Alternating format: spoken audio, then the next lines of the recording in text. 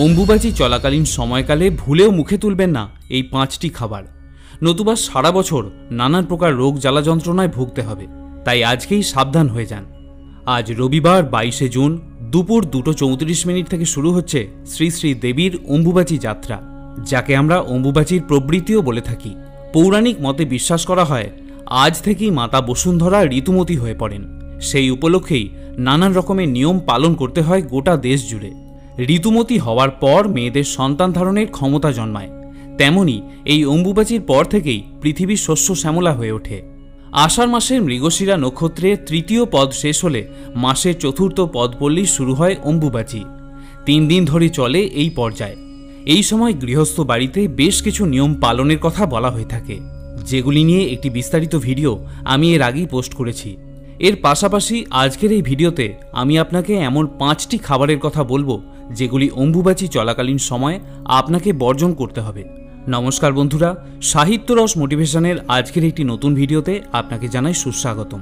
আশা করব ঈশ্বরের কৃপায় আপনারা সবাই ভালো আছেন এবং সুস্থ আছেন। আজ থেকে শুরু হতে চলেছে অম্বুবাচী।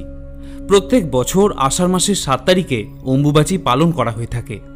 অম্বুবাচীর ক্ষেত্রে বলা হয় যে কিসের বার কিসের তিথি, আষাঢ়ের 7 তারিখ অম্বুবাচী, অর্থাৎ প্রত্যেক বছর বাংলার আষাঢ় মাসের 7 তারিখে অম্বুবাচী পালন করা হয়। এই সময়টায় প্রত্যেকেই কিছু নিয়ম পালন করতে হয়।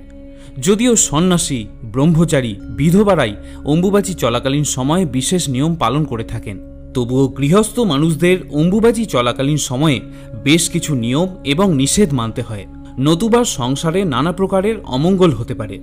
আজকের পর্বে আমি আপনাদের সঙ্গে শেয়ার করব খাবারের কি কি বিধিনিষেধ আমরা এই সময় পালন করব। প্রথমেই জানাই যে অম্বুবাচী চলাকালীন সময়ে কোনো শুভ কাজ বা মাঙ্গলিক কার্য করা নিষিদ্ধ। এমনকি এই সময় যখন পূজা করবেন তখন কোনো মন্ত্র উচ্চারণ করা চলবে না। কেবল ধূপ এবং প্রদীপ দেখিয়ে প্রণাম করলেই যথেষ্ট। আর আপনার বাড়ির ঠাকুর ঘরে যদি কোনো দেবী মূর্তি বা মঙ্গল ঘট থাকে, তাকে এই সময় লাল রঙের কাপড় দিয়ে ঢেকে রাখতে হয়।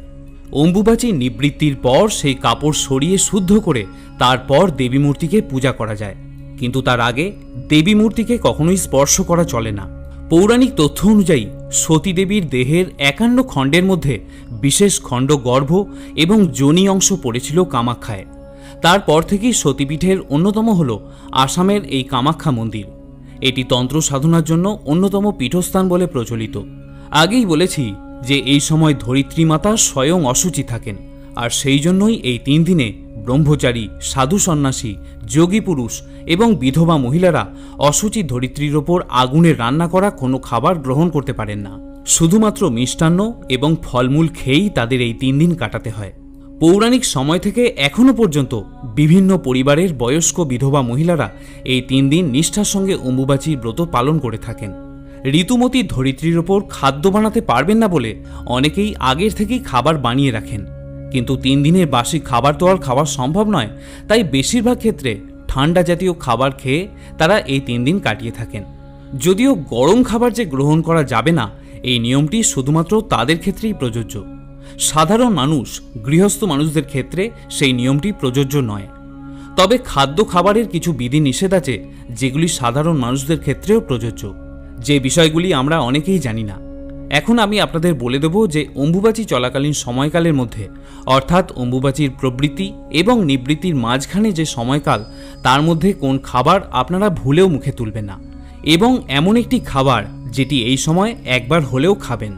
প্রথমেই বলি যে অম্বুবাচী চলাকালীন সময়কালে শাক সাধারণত বিক্রি হয় না, আর যদি কোথাও বিক্রিও হয় তাহলে বন্ধুরা এই সময় শাক খাবেন না। এর ফলে কিন্তু নানান রকমের পেটের রোগ দেখা দিতে পারে এবং সারা বছর নানান প্রকার রোগ জ্বালা যন্ত্রণায় ভুগতেও পারেন।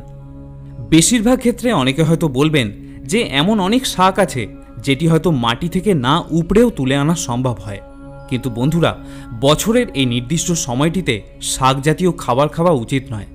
তাতে নানান প্রকারের বদহজম হতে পারে এবং আপনি দুর্ভাগ্যের শিকার হতে পারেন। তাই এই অম্বুবাচী চলাকালীন সময়ে শাক খাওয়া থেকে বিরত থাকুন। দ্বিতীয় হলো কারোর থেকে পাওয়া কোনো জিনিস। এই অম্বুবাচী চলাকালীন সময়ে আপনাকে যদি কেউ রান্না করা খাবার দিয়ে থাকে, তাহলে সেই খাবারটি আপনি খাবেন না। মনে করা হয় এই অম্বুবাচীর সময় অশুভ শক্তির প্রভাব বিস্তার হয়, তাই যে রান্না করে আপনাকে দিয়েছে সে কোন সংকল্প নিয়ে রান্না করেছিল সেটি স্পষ্ট না হওয়া পর্যন্ত সেই খাবার পরিহার করাই উচিত। এই সময় চেষ্টা করবেন শুধুমাত্র বাড়ির রান্না খেতে। ভিন্ন মানুষের বিভিন্ন রকমের মন হয়ে থাকে। এই সময় অনেকেই নানা প্রকারের তুকতাক এবং টোটকাও করে থাকে। তাই নিজের বাড়ির রান্না খান। বাইরে থেকে অর্ডার করা খাবার বা বাইরে থেকে যদি কেউ আপনাকে কোনো খাবার দিয়ে যায় সেটা অম্বুবাচী চলাকালীন সময় খাবেন না। আপনি চেষ্টা করবেন অম্বুবাচীর এই যে মাত্র 3 দিন, এই 3 দিন সাত্ত্বিক এবং নিরামিষ আহারই গ্রহণ করতে। এর ফলে পরিবারের মঙ্গল হয় এবং নানান প্রকারের রোগ জ্বালা যন্ত্রণা থেকেও আপনি মুক্ত থাকতে পারেন। তৃতীয় যে খাবারটি অম্বুবাচী চলাকালীন সময় খাওয়া চলে না সেটি হলো দই। অম্বুবাচী চলাকালীন সময়ে ভুলেও দই খাবেন না। দই আপনার জীবনে দুর্ভাগ্য নিয়ে আসবে। বলা হয়েছে এই সময় দই খেলে শুক্র গ্রহের প্রভাব খারাপ হয়ে যায় এবং এর ফলে জীবন থেকে সুখ, সৌভাগ্য, বিলাসিতা এই সব কিছু চলে যায় এবং আপনাকে সারা জীবন কঠোর পরিশ্রমের শিকার হতে হয়। তাই অম্বুবাচী চলাকালীন এই সময়টাতে ভুলেও দই খাবেন না। এই সময় কোনো নেশা জাতীয় খাবারও গ্রহণ করা উচিত নয়। যদিও চা এবং কফি এই সময় খাওয়া চলে, কিন্তু অ্যালকোহল বা তামাক জাতীয় দ্রব্য এই সময় খাওয়া থেকে বিরত থাকুন। এমনকি তাম্বুল বা পানকেও এই সময় পরিহার করার চেষ্টা করুন। এর পাশাপাশি এই সময় কোনো টক বা তেঁতো জাতীয় খাবার গ্রহণ করা উচিত নয়, যেমন উচ্ছে, করলা, নিমপাতা, পাতিলেবু। মনে করা হয় যে এই সময় কোনো তেঁতো বা টক জাতীয় খাবার গ্রহণ করলে সেটি আপনার জীবনে তিক্ততা নিয়ে আসে। তাই বন্ধুরা, তেঁতো জাতীয় খাবারও এই সময় বর্জন করুন। এই অম্বুবাচীর 3 দিন সময়ের মধ্যে একদিন আপনি ফলাহারও করতে পারেন। শুধুমাত্র ফলাহার নয়, এই সময় ব্রাহ্মণকে ফল দান করাও অত্যন্ত শুভ কাজ। যদি আপনার পক্ষে তা সম্ভব হয় তাহলে 5 জন ব্রাহ্মণকে আপনি 5 রকমের ফল দান করতে পারেন এবং 3 জন বিধবা মহিলা যারা অম্বুবাচীর ব্রত পালন করেন এবং ঠান্ডা খাবার খেয়ে অম্বুবাচী পালন করে থাকেন তাদের 3 জনকে এই সময় ফল এবং মিষ্টি দান করতে পারেন। এর ফলে আপনার জীবনে দুর্ভোগ অনেকটাই কেটে যাবে এবং মা কামাখ্যার আশীর্বাদ আপনার ওপরে সদা বজায় থাকবে। এবারে শ্রোতা বন্ধুরা, আপনাদের বলবো এমন একটি খাবারের কথা যেটি এই অম্বুবাচী চলাকালীন সময় আপনারা প্রত্যেক দিন সেবন করতে পারেন। আর এই খাবারটি হলো আম এবং দুধ। সারা বছর সুস্থ ও নিরোগ থাকার জন্য এই সময় আম ও দুধ খাওয়ার নিয়ম আছে। শুধুমাত্র তাই নয়, সর্বভয় থেকে মুক্তির জন্য এই সময় আম এবং দুধ খাবার কথা বলা হয়ে থাকে। এর পাশাপাশি আপনারা আপনাদের ঠাকুরের সিংহাসনে যে সমস্ত আরাধ্য দেবতা আছেন সেখানেও আম এবং দুধের ভোগ দিতে পারেন। অম্বুবাচী চলাকালীন সময়ে এই ভোগ প্রসাদ হিসাবে আপনারা বাড়ির প্রত্যেকজন সদস্য গ্রহণ করবেন। আরেকটি কথা এখানে বলে রাখা প্রয়োজন, অম্বুবাচী চলাকালীন সময়ে মাটি খুঁড়তে নেই এবং নতুন বৃক্ষ রোপণও করতে নেই। অনেকে প্রশ্ন করেন যে এই সময়ে তুলসী মাতাকে জল নিবেদন করা যাবে কিনা। হ্যাঁ, তুলসী মাতাকে অবশ্যই জল দিতে পারেন, তবে তুলসী গাছের গোড়া মাটি দিয়ে একটু উঁচু করে রাখতে হয়। অম্বুবাচী তিথি চলাকালীন যে কোনো একদিন স্বামী স্ত্রী একসঙ্গে উপবাস রাখতে পারলে খুব ভালো হয়। এতে সম্পর্কের বন্ধন দৃঢ় হবে এবং নিজেদের মধ্যে ভালোবাসা বৃদ্ধি পাবে। অম্বুবাচী শেষ হয়ে যাবার পর বাড়ির সদর দরজায় একটি লাল সুতো বাঁধুন এবং কামাখ্যা মায়ের কাছে আশীর্বাদ প্রার্থনা করুন। এতে অনাবশ্যক কোনো উপদ্রব থেকে গৃহকে মুক্ত রাখা যায়। এই কথা নিশ্চয়ই আপনি জানেন যে এই সময় বাড়িতে কোনো শুভ কাজ বা মাঙ্গলিক কার্য করা নিষিদ্ধ। এমনকি সকাল সন্ধ্যায় যখন ঠাকুর ঘরে গিয়ে পুজো করবেন তখন শুধুমাত্র ধূপ এবং প্রদীপ দেখিয়ে প্রণাম করবেন। কোনো রকম মন্ত্র উচ্চারণ এই সময় করতে নেই। শ্রোতা বন্ধুরা, এই অম্বুবাচীর সময় কামাখ্যা মন্দিরে লক্ষ লক্ষ ভক্তের আগমন ঘটে। এখানে বিভিন্ন রকমের যজ্ঞ এবং তন্ত্র আচারের নিয়ম হয়ে থাকে।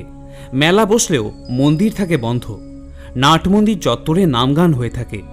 বেশ কিছু অতীতের মাহাত্ম্য এই ক্ষেত্রে রয়েছে। অসমের বাসিন্দা নীলাক্ষী বর্মন বলছেন, বহুদিন আগে এই মন্দিরের দরজা নিজে থেকেই বন্ধ হতো, আবার তিথি ছাড়ার সঙ্গে সঙ্গে নিজে থেকেই খুলে যেত। এমনকি এও শোনা যেত তিথি শুরুর দিকে দেবীকে নতুন বস্ত্র দেওয়া হতো।